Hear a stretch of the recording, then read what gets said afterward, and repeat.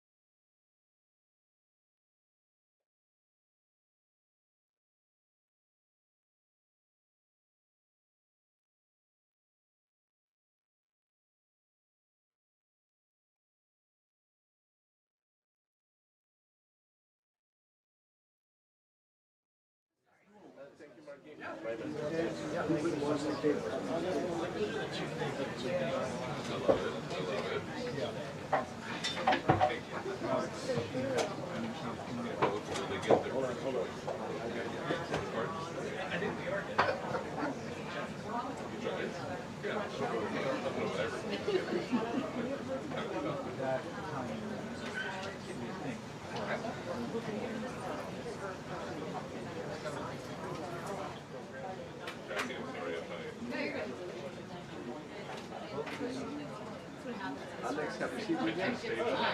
I'm looking at it.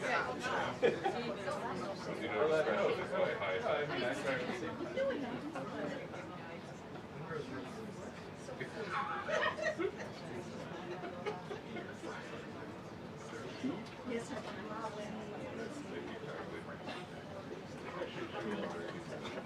Sorry.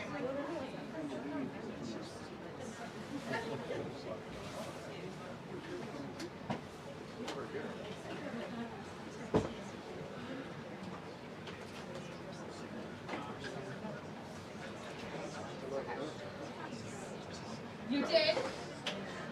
I told you, I sent it.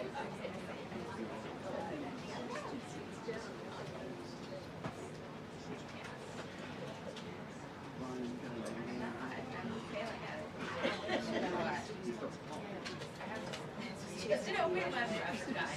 I didn't buy any of them. I haven't bought any of them yet. Here.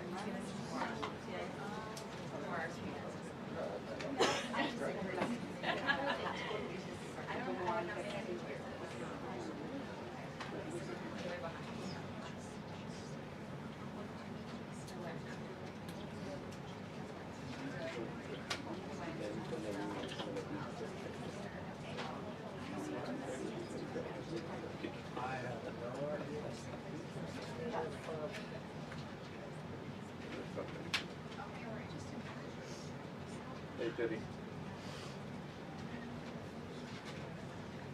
This is the best part. See, we call circus. We call cases for the monkeys.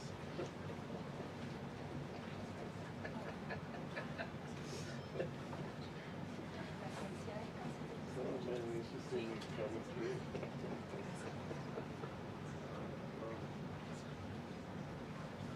Yeah, from already, the other thing that not normally there is community, but I already did one line. Just to make sure they see me what has more, and that's it. The next, and then we call for 2 minutes.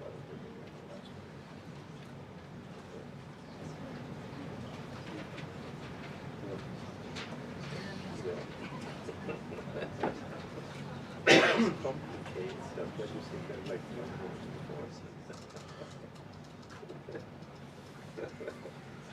other things, picture like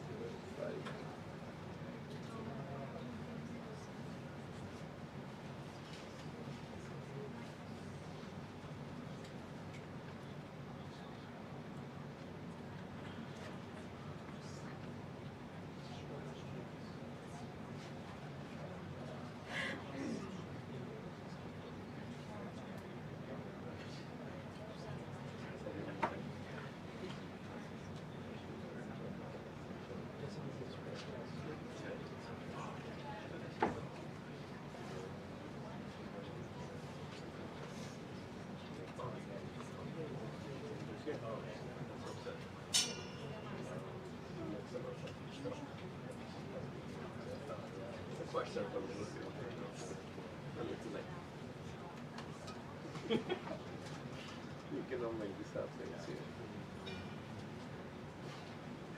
2 minutes until the briefing. 2 minutes until the briefing.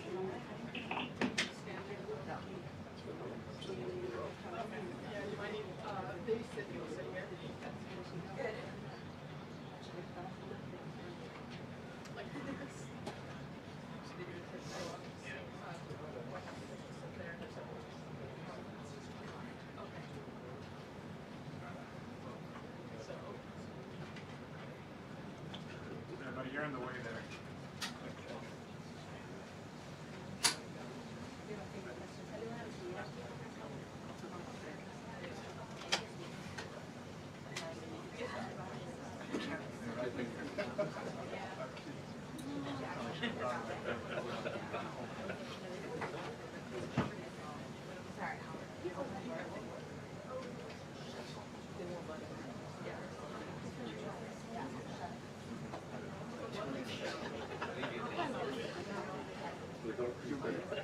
Close the door, please. Shut it. Always?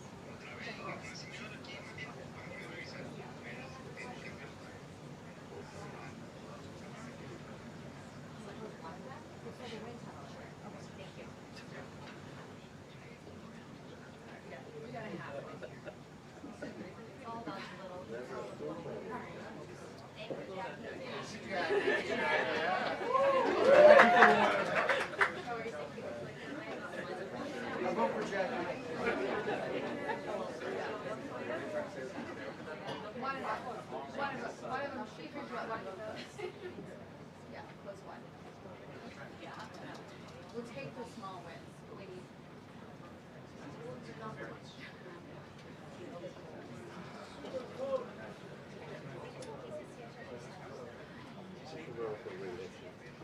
I know it's.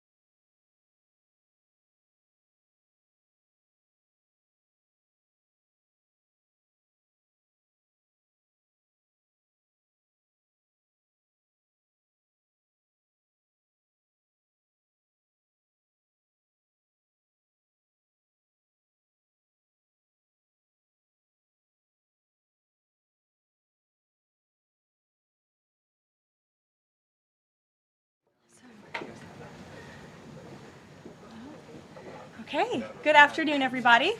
A packed room today. Thank you all for coming. President Trump is making America affordable again through his proven economic formula of powerful tariffs, fair trade deals, massive middle-class tax cuts, energy dominance, and aggressive deregulation. The overwhelmingly positive economic data released this week underscores the significant progress the president has already delivered. Tuesday's CPI report marked the latest confirmation that President Trump has defeated Joe Biden's inflation crisis. Since President Trump took office, core CPI has increased at just a 2.4% annualized rate, substantially lower than the 3.3% annual rate inherited from the Biden administration last January. Importantly, as inflation cools, Americans' wages are rising, giving the American people more purchasing power. And with what is likely going to be a record-breaking tax refund season in the next couple of weeks, the American people will be reaping the rewards of the massive tax cuts that were signed into law by the president. Thanks to President Trump's signing of no tax on tips, overtime, Social Security, boosting the child tax credit, and locking in the 2017 Trump tax cuts, independent estimates project the average American tax filer could expect up to an extra $1,000 bump to their tax refund next year. This is going to be a helpful boost to working families who are making ends meet.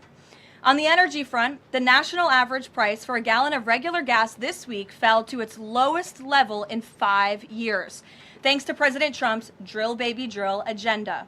According to Gas Buddy, the average price for regular gas on Monday was below $3 per gallon in 43 states, below $2.75 per gallon in 30 states, and at or below $2.50 per gallon in 17 states. In fact, gas prices were below $2 a gallon at stations in at least 19 states. Don't forget, this was unheard of just a couple of short years ago. Overall, drivers are projected to spend $11 billion less at the gas pump this year than they did last year, resulting in hundreds of dollars in critical savings for the average American family. We're also seeing the housing market rebound as borrowing costs ease and income growth outpaces home price gains. According to a new report also released this week from the National Association of Realtors, existing home sales in December rose to their fastest pace in 3 years. To further improve housing affordability, President Trump has recently announced and directed Fannie and Freddie to purchase $200 billion worth of mortgage bonds. As a result of these actions, mortgage rates have fallen to their lowest level in years. As of last Friday, rates for the average 30-year mortgage are down more than 1 full percentage point. Because of these significant declines, monthly housing payments are now at their lowest level in 2 years, and we expect this decrease to continue. As someone who was enormously successful in real estate, President Trump understands that owning a home is about more than just having a physical asset. It's about empowering young people to stake their claim in the American dream. It's about giving newlyweds a place to make their own and start a family. It's about promoting the spirit of hard work, determination, and yes, the rugged individualism that has made America the greatest country in the history of the world. President Trump knows America is strongest when it's a nation of owners, not renters, and he is determined to unlock that opportunity for as many Americans as possible. That's why he will outline additional housing initiatives during his major speech in Davos next week, and we look forward to seeing many of you there. Finally, this morning, President Trump unveiled a health care plan for America called the Great Health Care Plan, and a video message detailing his solutions to lower costs for all Americans and significantly improve our health care system. The Great Health Care Plan will accomplish this through 4 common sense pillars. Number 1, permanently lowering prescription drug prices. Congress can get this done by codifying President Trump's historic Most Favored Nation initiatives into law to guarantee Americans the same low prices for prescription drugs that people in other countries around the world pay. Additionally, by increasing consumer choice by making more verified, safe pharmaceutical drugs available for over-the-counter purchases. Number 2, the Great Health Care Plan will stop sending big insurance companies billions in extra taxpayer funded subsidy payments and instead send that money directly to eligible Americans to allow them to buy the health insurance of their choice. Additionally, by funding a cost-sharing reduction program for healthcare plans and ending kickbacks from pharmacy benefit managers to large brokerage middlemen. Number 3, the Great Healthcare Plan will maximize price transparency by requiring any healthcare provider or insurer who accepts either Medicare or Medicaid to publicly and prominently post their pricing and fees to avoid surprise medical bills. This is an incredibly popular policy that has been bipartisan for many years, and President Trump is officially and firmly calling on Congress to get it done. And number 4, holds big insurance companies accountable by requiring them to publish rate and coverage comparisons up front on their websites in plain English so consumers and everyday Americans can make the best purchasing decisions for them and their families. These are common sense actions that make up President Trump's great healthcare plan, and they represent the most comprehensive and bold agenda to lower healthcare costs to have ever been considered by the federal government. Congress should immediately take up President Trump's plan and pass it into law. For Americans watching at home, you can visit greathealthcare.gov right now for more information on the Great Healthcare Plan. And with that, we will open it up to questions. In our new media seat today, we have a familiar face, Riley Gaines. I'm surprised it took us a year to get you here, but I'm very happy to see you. I know you have a new podcast, The Riley Gaines Show. And so thank you. And you brought a beautiful baby and your lovely husband, too. So thank you so much for joining. And why don't you kick us off? Absolutely. Well, thank you. First and foremost, congratulations to you. Being a girl mom will change your life in the best way possible. So excited you get to shop all the pink and the frilly and the bows. I was in Washington, D.C. earlier this week for the Supreme Court case. There were 2 arguments that were heard surrounding sex-based rights and if it's constitutional for states to pass laws that ultimately protect those rights for women. If the Supreme Court rules as anticipated in favor of maintaining these sex-based rights, is the administration prepared to take action against the states? I believe at this point it's 23 states that don't have those protections for women? Absolutely. And as you know, Riley, the administration already has done so. We've taken action in a number of fronts against these states who are failing to uphold the president's executive orders in this administration's policy of simply protecting women in women's sports and in women's private spaces. We've gone to the mat with large universities in this country as well to try to fight for what's fair and what's just for women and girls across the country. So I know you were at the arguments. I listened to them myself as a woman and as a former athlete, and I think the president speaks on common sense on this issue, that women's sports and private spaces should be protected, and that there are 2 genders, there are 2 sexes. That is not something we should be afraid to say in this country. And I think, frankly, it was quite alarming to not only hear a couple of justices gravel over that basic fundamental biological fact that men and women are different but inherently equal, but we are certainly different and women deserve such rights. We hope and expect that the Supreme Court will rule in the right way on this matter. Thank you. Gabe. Caroline, thank you very much. A lot to talk about. Sure. Isn't there always a lot to talk about? What can you share about the president's meeting with Maria Corina Machado? Is it underway? What can you share about that? And then also, the president said yesterday that Delcy Rodriguez was, quote, a terrific person. Does the president trust the remaining members of the Maduro regime? I will say, to your first question, the meeting was about to begin as I was stepping out of the Oval Office moments ago, so my understanding is that it's underway right now.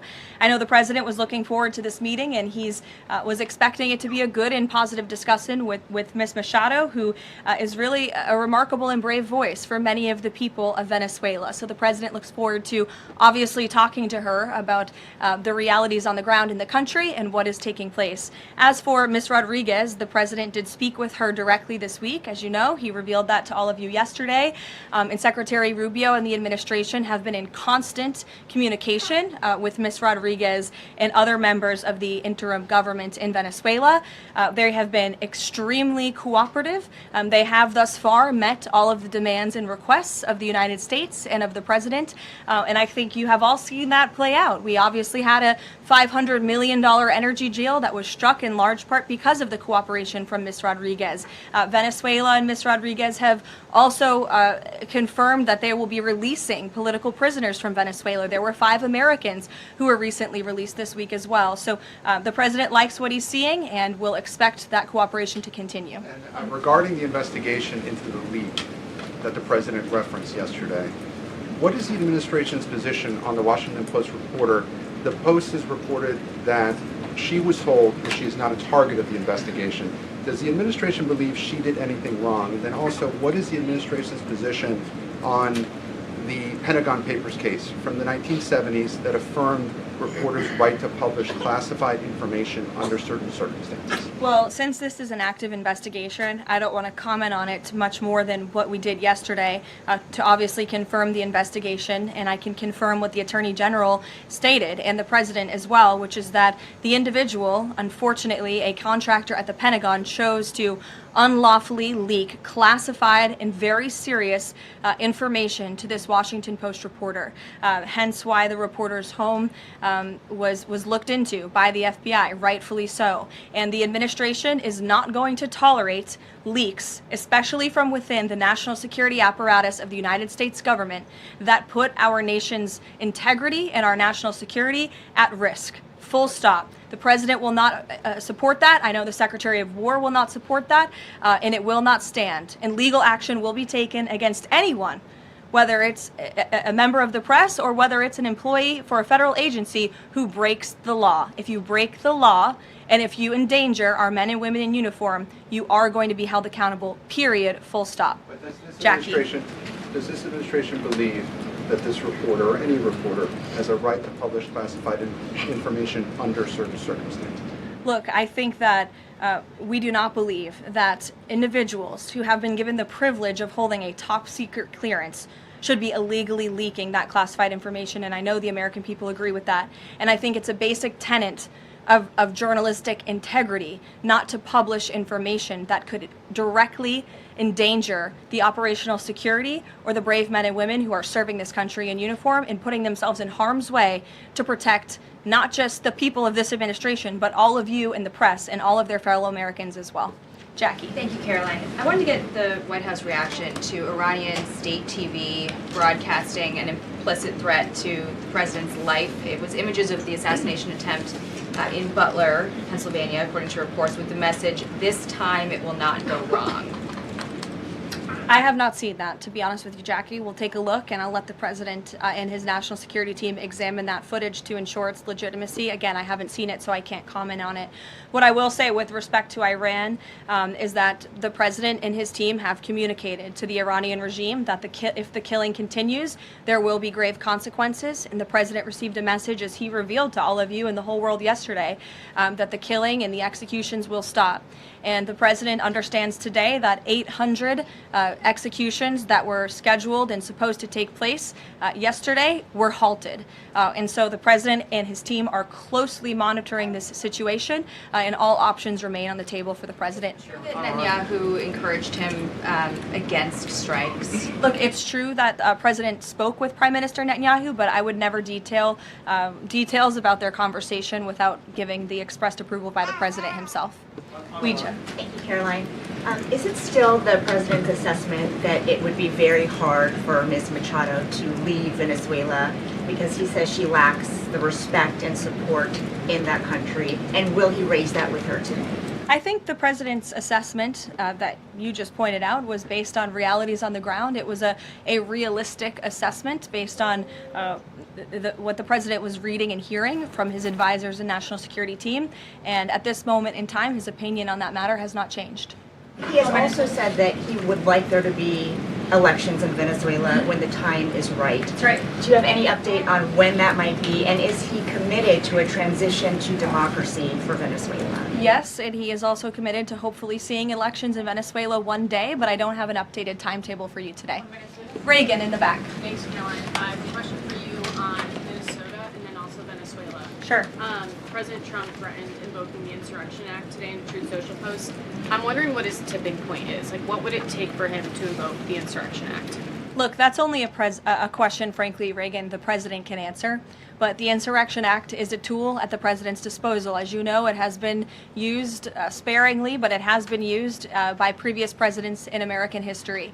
And I think the president's Truth Social post spoke very loud and clear to Democrats across this country, elected officials who are using their platforms to encourage violence against federal law enforcement officers, who are encouraging left-wing agitators to unlawfully obstruct legitimate law enforcement operations. And if you talk to any law enforcement officer, no matter what level they work at, they want to be working with their counterparts, whether that's at the federal level or the federal authorities wanting to work with their counterparts at the state and local level. And it's truly shameful that now for more than a year, you've had elected Democrat governors and mayors who have basically held their state and local law enforcement hostage and told them, you cannot cooperate with federal law enforcement. Why? They cooperated under the Biden administration. It's because these Democrats are deranged in their hatred for President Trump, and they are holding their state and local law enforcement hostage as a result. And these Democrat mayors and governors are doing this over what? Over the lawful and legitimate law enforcement operations to remove violent criminals from the streets of Minnesota, from the streets of California, from the streets of New York, and from the streets of every state across this country. And you don't see these riots and this vandalism taking place in states like Florida. Why? Because you have a governor in that state who has empowered federal and local authorities to work together. And it's despicable what we're seeing from these Democrat politicians, especially in sanctuary states and cities across the country. Yesterday, Caroline. Go ahead, John. Oh, thank you so much. My question is, President Trump has talked twice in recent days, once at the Kennedy Center and then to Reuters again last night, about canceling the election. Why is he talking about this? I believe you're referring to the president's interview at Reuters last night. I was in that interview. It was a closed-door interview. Obviously, there was not audio or video. The president was simply joking. He was saying, we're doing such a great job. We're doing everything the American people thought. Maybe we should just keep rolling. But he was speaking facetiously. And then one more. Sure. On the labor secretary. She's under investigation. Has he spoken to her about this? I don't know if the president has spoken directly to the secretary. If they have, I'm unfamiliar with that conversation, but I have spoken to the president about that report regarding the secretary. He's aware of the internal investigation, and he stands by the secretary, and he thinks that she's doing a tremendous job at the Department of Labor on behalf of American workers. PBS, go ahead. You were mentioning a moment ago about working federal, state, local officials in Minneapolis. Governor Walz's office is saying today that he's trying to get a hold directly with the president. Have they spoken? And if they haven't, why haven't they spoken if there's a desire from Walz, as they're saying, to de-escalate what's happening there? I'm not sure if that's a genuine offer to speak with the president. I was with the president about 30 minutes ago, and they hadn't spoken at that point. Look, the president is always willing to answer the phone when people pick up and call. When there was another tragic shooting many months ago in Governor Walz's state, he spoke directly with the governor. But I would ask that the governor stops inciting the harassment and illegal obstruction of law enforcement in his state. All ICE and federal law enforcement are trying to do are remove people like this off of the streets of Governor Walz's city in Minneapolis and of his state in Minnesota. If you look at some of the individuals in this photo, these are all illegal alien criminals who came into our country under the previous administration. This is some of the most disturbing crimes you will ever read about, and there's only a few reporters in this room who will actually talk about these individuals. This is all ICE is trying to do. They are trying to remove people like this from Governor Walz's state. And so yes, he should pick up the phone, and he should say that he will cooperate with this president and with the federal government in making Minnesota safer, because that's all President Trump and his administration want to do. Mary. Thanks, Caroline. The president says he wants money to go directly to Americans so they can buy their own insurance. How exactly would this work? And can the president assure Americans that this will be enough to cover their health care costs? So this is the second principle in the president's health care plan, lowering insurance premiums specifically and ensuring that that money is going directly back to the American people and cutting the kickbacks that then raise those premiums. So this plan, once put into legislative text and passed by Congress and sent to the president's desk, will stop sending big insurance companies billions of an extra taxpayer-funded subsidy payments and instead send that money directly to eligible Americans to allow them to buy the health health insurance of their choice through, you may have heard it be referred to as health savings accounts. Whether that ends up being the actual name of such accounts, we'll have to see. Again, Congress and the White House are going to work together to put this plan into action. And then secondly, the Great Healthcare Plan will fund a cost-sharing reduction program for healthcare plans, which will save taxpayers at least $36 billion and reduce the most common Obamacare plan premiums by over 10%, and that's according to the Congressional Budget Office. 20 million Americans in recent weeks have seen their healthcare costs soar. Can he assure them that if this plan is put in place, that they will be able to cover those costs? If this plan is put in place, every single American who has health care in the United States will see lower costs as a result. They will see more transparency. All of these proposals that are within the Great Healthcare Plan are incredibly popular with the American people, and they will impact everyone, not just a small fraction of those who are within the healthcare marketplace, but every single American will continue to see their costs go down. And I will note that they already are with respect to prescription drug prices. When you look at what the president has done with most favored nations, you've seen these big pharmaceutical companies in the Oval Office saying that this president and his team were nonstop, around the clock, pressuring us and negotiating with us to lower the cost of prescription drugs for Americans. And we are already seeing that to the tune, in some cases, of more than 500%. And that Trump RX website is something that the administration will be formally launching very soon, so Americans will have access to those lower costs of drugs. Josh. Thank you. The president has called on credit card companies to lower the cap rate to 10% effective the 20th next week. If they don't do that, what's his what'll he do? What's the threat? Well, tariffs? No, I'm just kidding. The president certainly has an expectation, Josh, that the credit card companies will do this, just as he did with the pharmaceutical companies, that they will lower costs for American consumers. I don't have a specific consequence to outline for you, but certainly this is an expectation and, frankly, a demand that the president has made. And can you give us an update on the Fed? Sorry. There was some reporting from, I think, Fox Business that Rick Reeder had an interview this week scheduled. The president's indicated he's already made a selection, or at least some kind. He's settling on someone. Where is he in that process, and when can we expect an announcement? Is he still doing interviews? Look, the president is in the same place as you all have been asking about this for many, many weeks.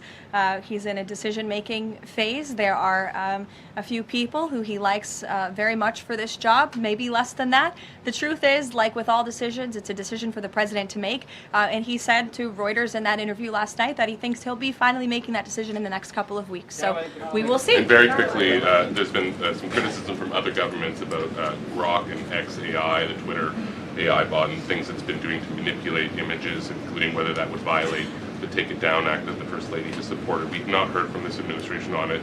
Elon Musk says that they've disabled that, but I wanted to ask you whether the administration has a position and whether that's something that you will be pursuing, or whether the president has talked to Mr. Musk about that. Yes, I will talk to the Office of Science and Technology, and we will get you a firm statement and answer on exactly where the administration stands. I don't want to speak on that without speaking with the experts on it.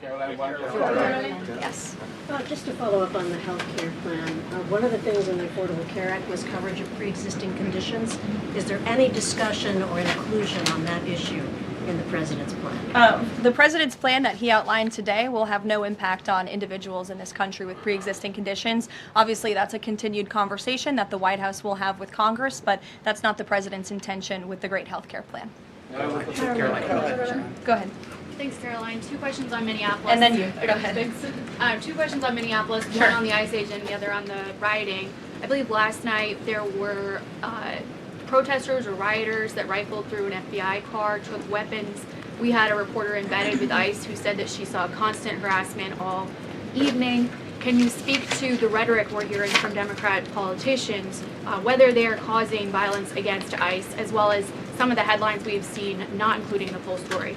Yeah, I mean, to your first point, I think I've addressed that these Democrat governors and mayors in not just Minnesota, but in states across the country are essentially, they've referred to ICE agents who, again, are brave men and women. And I would encourage everyone in this room, and I would encourage Governor Walz and other Democrats who are demeaning law enforcement to sit down and have a cup of coffee with an ICE agent or a Border Patrol agent. These are great, patriotic men and women who have families, who put on the uniform every day and are following our nation's immigration laws at the direction of their bosses and again, at the direction of the law. They are simply trying to enforce the law. And the Democrat Party has demeaned these individuals. They've even referred to them as Nazis and as the Gestapo. And that is absolutely leading to the violence we're seeing in the streets. If you look at some of the images out of Minneapolis last night, look at this vehicle. Look at what it says. It says F ICE. You have these individuals who are putting their middle finger, proudly so, at the camera. Another ICE a vehicle that was vandalized last night by these left-wing agitators.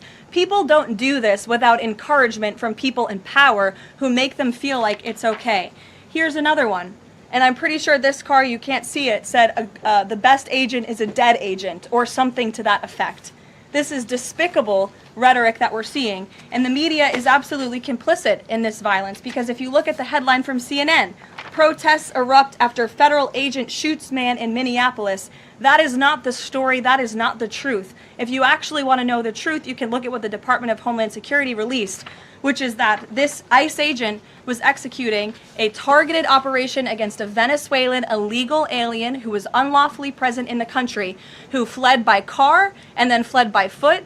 And when this ICE agent tried to detain the individual, 3 more of his comrades came rushing out of a house and started ambushing and attacking the ICE agent. They used a shovel or a broom to smash his face in. And so yes, that agent had to use self-defense and take up his weapon to protect his own life. That is what's happening on the streets of Minneapolis. That's what's happening on the streets, unfortunately, of these Democrat-run cities and states where you have elected officials who are encouraging such violence against our brave men and women in law enforcement. Thank you, Caroline.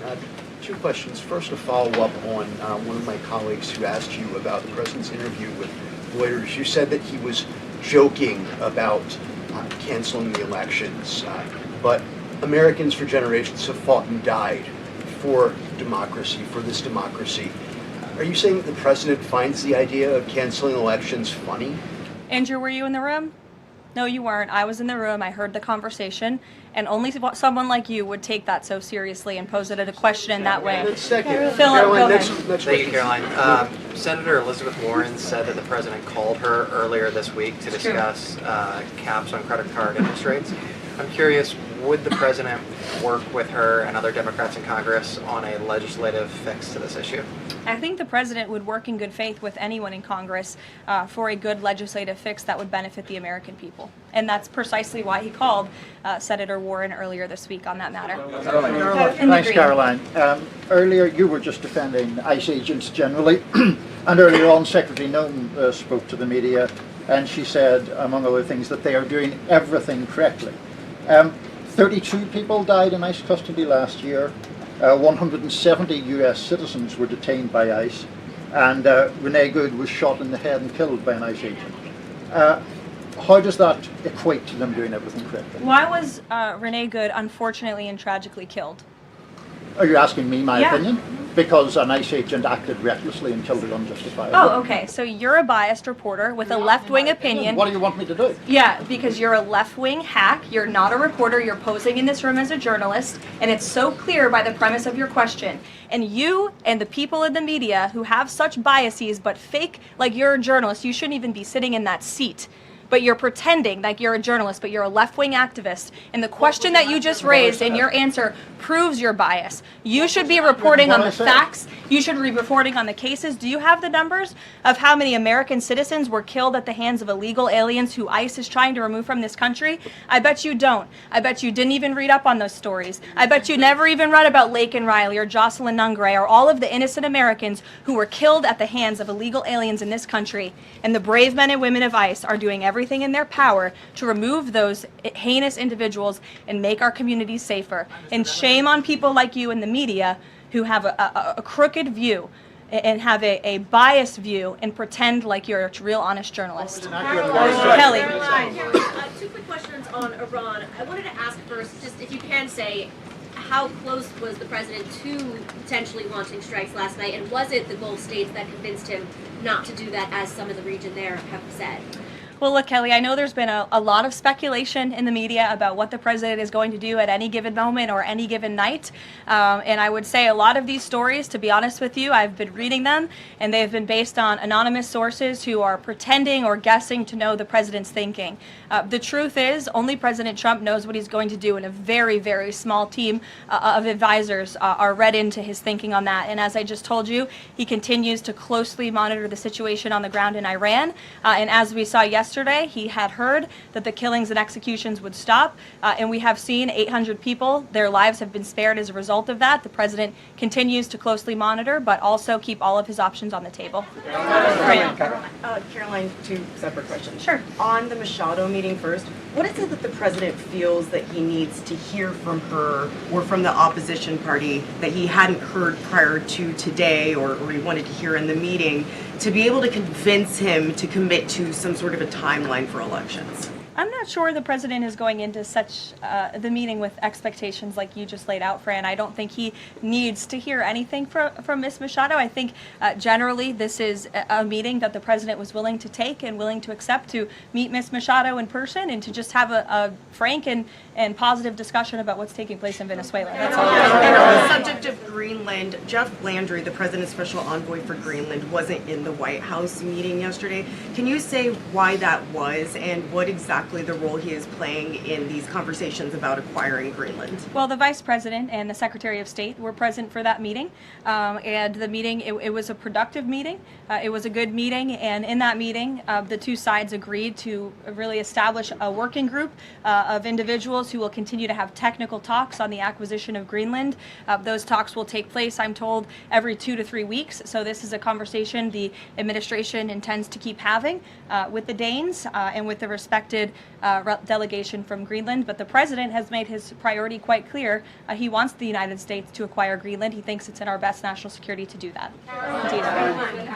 There have been multiple instances of American citizens being detained by ICE, and I'm wondering what the administration is asking the agency to do, or what steps is the administration asking the agency to take to ensure that Americans are not wrongly arrested? Obviously, ICE is focused on detaining individuals who are unlawfully present in the country. And there have been hundreds of thousands of illegal aliens who have been arrested and detained and deported from this country by ICE over the course of the last year. And that's their intention, and that is their goal. Elizabeth. Thank you, Caroline. One follow-up on Greenland. You reportedly sent troops over there. Does that change at all what the president is doing on this? And then a second question.